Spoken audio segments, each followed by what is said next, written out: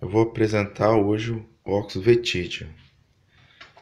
Ele vem dentro dessa caixa, uma caixa linda, tá presente. Vem com essa capinha anti-impacto, está por dentro. Vem com esse manual.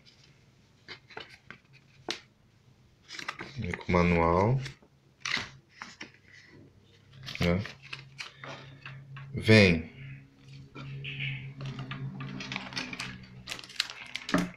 Ele vem assim, embaladinho,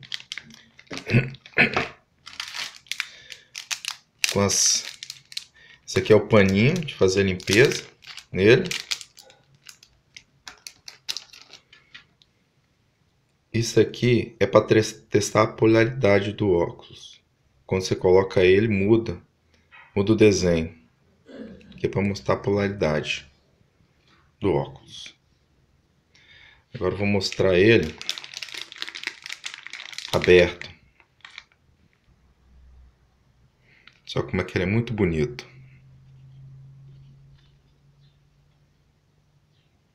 Vem escrito aqui. Vem também escrito na própria lente.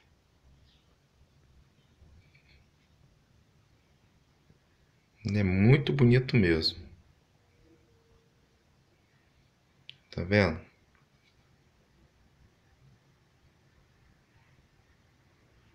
Todos os detalhes do óculos, ó. Cima, baixo.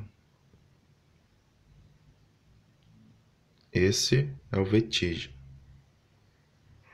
Lindo, né? Valeu. Até o próximo vídeo.